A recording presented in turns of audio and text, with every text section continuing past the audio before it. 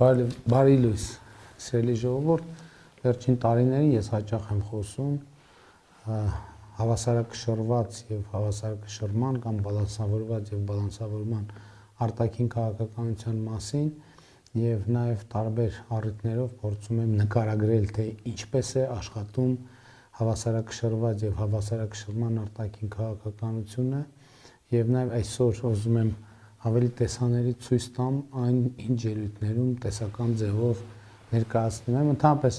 պետությունը միջազգային հարաբերությունների սուբյեկտ որպես գոյություն ունի, այսինքն պետություն ինքնին նշանակում է միջազգային հարաբերությունների սուբյեկտ եւ ինքը գոյություն ունի այլ պետությունների հետ հարաբերություններում եւ հարաբերությունների ձգողականությունը եւ ձգողականության հավասարակշռումը շատ կարեւոր է, դա ես համեմատում եմ տիեզերական process-ների հետ, երբ որ մոլորակները եւ երկնային մարմինները որոշակի գravitացիոն հարաբերությունների հենքի վրա են գոյություն ունենում եւ գործում, եւ երբ որ գravitացիոն հարաբերությունները խախտվում են եւ հավասարակշռությունը խախտվում է, տեղի են ունենում աղետներ եւ ահա այս սարքը ես խնդրել եմ, որ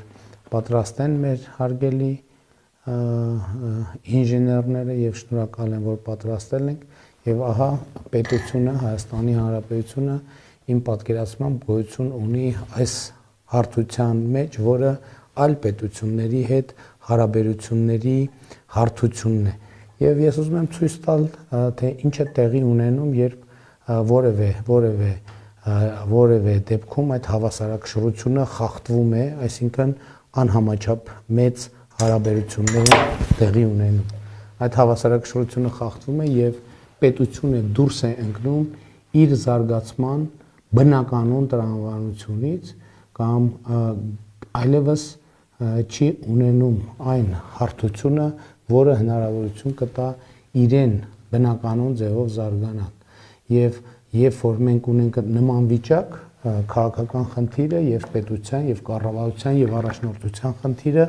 այդ հավասարակշռությունը որոշակիորեն հավասարակշռման խախտումը որոշակիորեն վերականգնելն է, մասնավորապես տարբեր հարաբերությունները մեկը մյուսով հավասարակշռելով, որը հնարավորություն կտա մեզ նաեւ լինել զարգացման բնականon հունի եւ բնական հարթության մեջ եւ ուզում եմ ընդգծել, որ այս ինչի մասին խոսում ենք, մենք ասում ենք հավասարակշռված եւ հավասարակշռման արտաքին քաղաքականություն, դա վերաբերվում է արտաքին բոլոր հարաբերություններին, արտաքին տնտեսական հարաբերություններին, արտաքին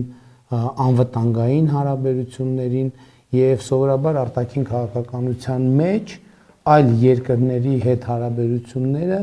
իրենք ունեն շատ կոնկրետ գործնական նշանակություն հավասարակշռել այն տեղերի հետ հարաբերությունները, որտեղ հավասարակշռությունը խախտված է։ Բայց ես ուզում եմ մի ուրիշ երևույթ էլ ցույց տամ, որը շատ կարեւոր է, որտեղ մենք տեսանք, թե հավասարակշռությունը անհամաչափորեն խախտված լինելու դեպքում, երբ որ հարաբերություններից որևէ մեկի նժարը շատ էականորեն ծանրանում է, ինչ է տեղի ունենում։ Տեղի է ունենում անկում, տեղի է ունենում վթար, բայց նաև հակառակն է շատ կարևոր, որովհետև եկեք պատկերացնենք, թե այդ հավասարակշռության վիճակից հետ հավասարակշռում է տեղի ունենում նույն տրամաբանությամբ անհամաչափորեն։ Նույնը տեղի է ունենում այդ պարագայում եւս եւ հետեւաբար հավասարակշռված եւ հավասարակշռման արտաքին քաղաքականությունը չի նշանակում որևէ բան անել կտրուկ եւ առանց բանաձևումների եւ հետեւաբար եւ հավասարակշռության հաստատումը եւ հավասարակշռության վերականգնումը եւ նոր հավասարակշռության ձևավորումը պետք է տեղի ունենա հնարավորինս սահուն, որպեսզի դրանք լինեն կառավարելի եւ այլ տիպի հակավթարներ տեղի չունենան։ Դա այն է, ինչ մենք փորձում ենք անել եւ ինչպես օրինակ 2026 թվականի մայիսի 28-ի զորահանդեսին մենք ցույց տվինք այն ինչ դուք տեսաք, դա ռազմատեխնիկական համագործակցության հավասարակշռման շատ նուրբ եւ զգուշ հավասարակշռման արդյունք էր եւ ընդ որում մենք ցույց տվեցինք շուրջ 7 երկրների արտադրության ռազմական տեխնիկա, բայց նաև մենք ցույց տվեցինք Հայաստանի արտադրության ռազմական տեխնիկա, սպառազինություն եւ դա նույնպես հավասարակշռման կարևոր էլեմենտ եւ ատրիբուտ է, ընդ որում այդ թվում արտաքին քաղաքականության հավասարակշռման կարևոր ատրիբուտ, որովհետեւ որոշ տեխնոլոգիաներ եւ որոշ սարքավորումներ, կոմպոնենտներ, որոնցով արտադրվում է Հայաստանի Հանրապետությունում սպառազինություն, որը այսօր արդեն սկսել է արտահանվել զարգացած երկրներ, ահա այդ տեխնոլոգիաներին հասանելիությունը մենք ստացել ենք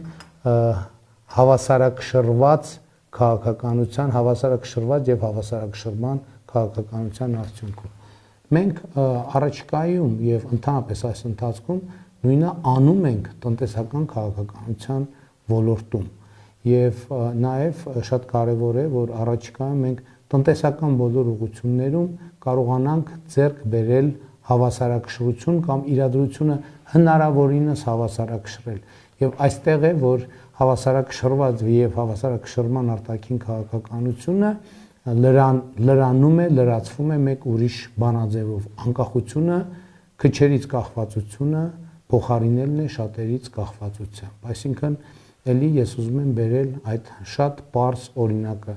Եթե մեզ ջուր է բերում 1 հոգի, պայմանական 4 լիտր ջուր է բերում 1 հոգի ամեն օր, այդ 1 մատակարարը ինքը կարող է օրինակ ճանապարհին վթարի ենթարկվել, օրինակ կարող է հիվանդանալ եւ չկարողանալ բերել այդ ջուրը, շատ ավելի վատ սցենարներ։ Այդ 1 հոգին կարող է հասկանալ, որ եթե ինքը այդ ջուրը չբերի կամ բերի ուշացումներով, դա շատ կոնկրետ ազդեցության լծակ է մեզ վրա եւ հետեւաբար նա կարող է անհամաչափ պայմաններ դնել մեր առաջ, որպեսզի մենք կարողանանք հասանելիություն ունենալ ջրին եւ դրանով իսկ կառավարել մեզ։ Եթե 2 հոգի են բերում այդ ջուրը, այսինքն ամեն մեկը օրինակ 2 լիտր, այս դեպքում այդ հավանականությունները 50%-ով նվազում են։ Եթե 3 հոգի են բերում այդ ջուրը, մենք եւ բաշխում ենք տարբեր բաշխվածությամբ, այստեղ տրամաբանությունն ընդհանրապես փոխվում է, որովհետեւ ընդհակառակը մենք ենք լծակ ձեռք բերում, որովհետեւ մենք ունենք հնարավորություն ընտրել, թե ումից ստանանք այդ ջուրը եւ մենք կարող ենք սկսել սակարկել գնի վերաբերյալ, մենք կարող ենք սակարկել մատակարարման ծավալների վերաբերյալ։ Եթե այդ ջուրը բերում է 4 եւ 5 հոգի, դա ընդհանրապես բացառում է որևէ ռիսկ մեր ջրի մատակարարումների, որովհետեւ եթե մի մատակարարի հետ մի բան տեղի ունենա, մյուս մատակարարը չարամիտ գտնվի, մենք հնարավորություն կունենանք այդ չարամտությունը ոչ միայն հաղթահարել, այլ այդ չարամտության համար պատժել մատակարարին ընդཐུպ մինչև նրանից մատակարարումներ ստանալը հրաժարվելու այդ պոտենցիալ որոշման պայմանական սպառնալիքի ներքո։ Սա է ընդհանուր առմամբ հավասարակշռված եւ հավասարակշռման արտաքին քաղաքականությունը, որը ելի եմ ասում, ինքը միայն դիվանագիտական արտաքին հարաբերությունների պարզապես դիվանագիտական ոլորտին չի վերաբերվում, սա վերաբերվում է բոլոր ոլորտներին՝ տնտեսություն, արտահանում, ներմուծում, անվտանգություն, ռազմատեխնիկական հարաբերություններ եւ երբ մենք օրինակ նույն արտաքին հարաբերություններում ունենում ենք իրավիճակներ, ունենում ենք դատարկ նժարներ, դա իր հերթին նույնպես առաջացնում է շատ էական ռիսկեր եւ անկայունություններ, այս է պատճառը, որ օրինակ 2022 թվականից հետո մենք դիվանագիտական հարաբերություններ ենք հաստատել երկրների հետ, որոնց հետ նախկինում դիվանագիտական հարաբերություններ չենք ունեցել, խոսքը մասնավորապես Սաուդյան Արաբիայի եւ Պակիստանի մասին է, եւ այսօր մենք աշխատում ենք լրջորեն նաև Թուրքիայի եւ Ադրբեջանի հետ մեր հարաբերությունները կարգավորելու նպատակով եւ ես համոզված եմ, որ մենք կհասնենք այդ նպատակին, ինչը նշանակում է, որ հավասարակշռված եւ հավասարակշռման արտաքին քաղաքականությունը կհասնի իր լրումին նոր հնարավորություններ ստեղծելով Հայաստանի համար ունենալ նոր որակի պետություն։ Ուզում եմ ուշադրություն հրավիրել այդ փաստի վրա, օրինակ եթե մենք Թուրքիայի հետ չունենք հարաբերություններ, դա նշանակում է, այսինքն այդ նժարը դատարկ է, դա նշանակում է, որ ինչ որտեղ հարաբերությունները անհամաչափություն ունեն եւ հավասարակշռությունից դուրս են եկել եւ այդ հավասարակշռությունը վերականգնելու համար ոչ թե կմահաճույքի հարց, այլ մեզ հարկավոր է ունենալ Թուրքիայի հետ, Ադրբեջանի հետ եւ ընդհանրապես բոլոր պետությունների հետ, որովհետեւ ինչպես ասացի, պետությունը միջազգային հարաբերությունների սուբյեկտ է եւ գործում է եւ գոյություն ունի միջազգային հարաբերություններում հավասարակշռություն պահելու իր կարողությունների միջոցով եւ իր կարողությունների շնորհիվ եւ ահա հավասարակշռված եւ հավասարակշռման արտաքին քաղաքականությունը մեզ հնարավորություն է տալիս ունենալ նոր որակի պետություն եւ այսօր մեր առանցքային խնդիրներից մեկը պետության վերելքը շարունակելն է եւ ունենալը նոր որակի պետություն եւ կարող եմ կարճ նաեւ նկարագրել թե ինչ նկատի ունեմ նոր որակի պետություն ասելով օրինակ այն որ մենք այսօր արդեն առաջիկա օրերին Հայաստանում բացվելու է արհեստական բանականության առաջին գործարանը Գագարին բնակավայրում Elevate ընկերության կողմից գիտեք որ Հրազդան մեքենա գործարանի տարածքում Firebird ընկերությունը շուրջ 5 միլիարդ դրամի ներդրումային ծրագիր է իրականացվում եւ առաջիկայում նրանց առաջին գործարանը նույնպես կբացվի ուզում եմ ձեր ուշադրությունը հրավիրել որ նախորդ տարիներին մենք աշխատեցինք եւ այս տարի էր ոնց որ բացումը $10 միլիոն մենք Երևանի պետական համալսարանի համար ձեռք բերեցինք սուպեր համակարգիչը եւ առաջին սուպեր համակարգիչը եւ արհեստական բանականության կենտրոն ստեղծեցինք ուզում եմ հիշեցնել որ մենք 2017 թվականի համեմատ 2025-ին շուրջ 180%-ով ավելացրել են գիտության ֆինանսավորումը եւ գիտության ոլորտում աշխատավարձերը բարձրացրել ենք 100-ից 300%-ով եւ նաեւ այս քաղաքականությունների շնորհիվ է որ մենք այսօր ունենք նաեւ ռազմական արդյունաբերություն եւ նախորդ տարիներին 2021 թվականից սկսած մենք 170 միլիարդ դրամ ներդրում ենք իրականացրել ռազմաարդյունաբերական համալիրում եւ այսօր հաճույքով ենք արձանագրում, որ մեր ռազմաարդյունաբերական համալիրի արտադրանքը ոչ միայն ծառայում է Հայաստանի պաշտպանունակության բարձրացմանը, այլև դառնում է տնտեսության մի ճյուղ, որը առաջ է մղում մեր տնտեսությունը եւ արտահանման նոր շուկաներ է ստանում այդ թվում զարգացած երկրներում։ Նոր որակի պետություն մենք նկատի ունենք նոր որակի այն դպրոցները, որ մենք կառուցում ենք Հայաստանի Հանրապետությունում, նոր որակի այն մանկապարտեզները, որ մենք կառուցում ենք Հայաստանի Հանրապետությունում, նոր որակի սոցիալական ապահովությունը, ես մասնավորապես նկատի ունեմ առողջության ապահովագրության համակարգը, որտեղ բացի աշխատողների համար գոյություն ունեցող հնարավորությունից, որը նույնպես շատ կարևոր է, մինչև 18 տարեկան երեխաները եւ 65 պլյուս տարեկի թոշակառուները պետական բյուջեի վճարումների արդյունքում ստանում են նվազագույն անհրաժեշտ առողջապահական ծառայություն։ Ես նկատի ունեմ, որ այսօր մեր երկրի պատմության մեջ առաջին անգամ միջին կենսաթոշակը ավելին է քան նվազագույն սպառողական զամբյուղը եւ այլն եւ այդպես շարունակ։ Նոր որակի պետություն ասելով նկատի ունեմ նոր որակի ճանապարհներ օրինակ աշտարակ Գյումրի ճանապարհահատվածը, որը մենք բոլորովին վերջերս բացեցինք եւ այլն եւ այսպես շարունակ։ Հետեւաբար հավասարակշռված եւ հավասարակշռման արտաքին քաղաքականությունը էական եւ առանցքային գործոն է նոր որակի պետություն ունենալու եւ պետության անկախությունը ոչ միայն պաշտպանելու, պահպանելու, այլև զարգացնելու համար եւ գուցե ես միտքը կիսատ թողեցի, որպեսզի ամփոփ լինի, ասեմ նաեւ, որ հենց հավասարակշռված եւ հավասարակշռման արտաքին քաղաքականությունների արդյունքում է, որ Հայաստանի Հանրապետությունը այսօր հասանելիություն ունի ըստ էության ամբողջ միջազգային շուկային սպառազինությունների եւ նաեւ տեխնոլոգիաներին, որոնք այսօր բացառիկ նշանակություն ունեն տարբեր երկրների համար։ Օրինակ, այն տեխնոլոգիաները, որոնց արտահանման համար մենք լիցենզիաներ ենք ստանում կամ ներդրողները Միացյալ Նահանգներից, Հայաստանում այդ տեխնոլոգիաները ներդրելու համար շատ երկրներ այդ հնարավորությունը պարզապես չունեն։ Եվ այստեղ իհարկե էական նշանակություն է ունեցել այն, որ մենք Միացյալ Նահանգների հետ ռազմավարական գործընկերություն ենք հաստատել եւ այդ ռազմավարական գործընկերությունը տվել է իր պտուղները, ուզում եմ հիշեցնել նաեւ, որ 2025 թվականի օգոստոսի 8-ին Սպիտակ տանը նախագահ Թրամփի հետ մենք ստորագրեցինք նաեւ արհեստական բանականության եւ տեխնոլոգիաների ոլորտում համագործակցության մտադրության հուշագիրը եւ այդ մտադրության հուշագիրը այսօր գետնի վրա կոնկրետ տվել է արդյունքներ։ Մենք ռազմավարական գործընկերություն ենք հաստատել Չինաստանի հետ, մենք ռազմավարական երկխոսություն ենք հաստատել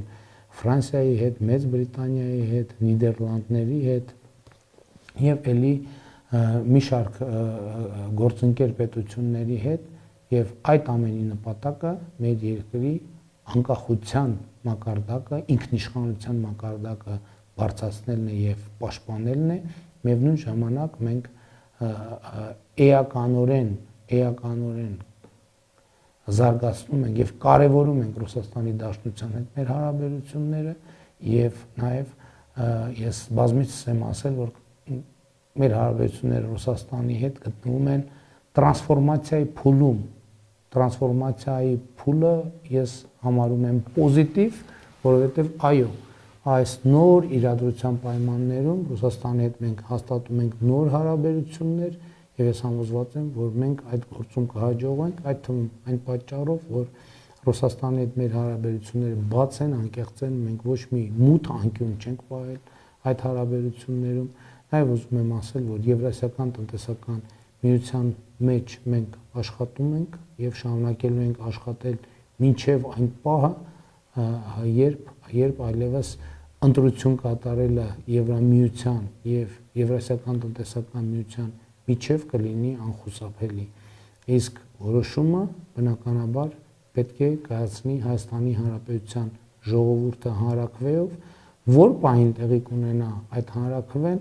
սա էլ է շատ էական հարց, համենայն դեպս մինչև այն պահը, երբ Հայաստանը չի դիմել պաշտոնապես Եվրամիությանը, Եվրոպական միությանը անդամագրվելու համար կամ Եվրամիության անդամության տեխնացուի կարգավիճակին շատ մոտ չէ, որևէ հանրաքվե անելը անտրամաբանական է, ինչու, որովհետև ըստ էության հիմնավորումը չկա, այսինքն բալանսը ձևավորված չի, որպեսզի մենք ժողովրդին կարողանանք ընտրություն ներկայացնել այս ճանապարհով գնալ, թե մյուս ճանապարհով, այսինքն այսօր այդ ընտրությունը տեսական է եւ տեսական ընտրությունը հանրաքվեի դնել է, իհարկե այնքան էլ խելամիտ եւ ճիշտ չէ եւ հիմնավորված չէ։ Հետևաբար մենք կշարունակենք հանգիստ հանդարտ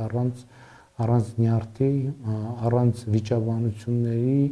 աշխատել Եվրասիական տնտեսական միությունում եւ ես համոզված եմ, որ մենք այս ուղղությամբ դեռ պոտենցիալ ունենք, որը առաջիկայում կօգտագործենք։ Լավ եղենք, սիրում եմ բոլորիդ, այսօր մեր քարոզարշավը տեղի ունենալու Մալացիա Սեբաստիա վարչական շրջանում եւ կհանդիպենք, մինչ հանդիպում։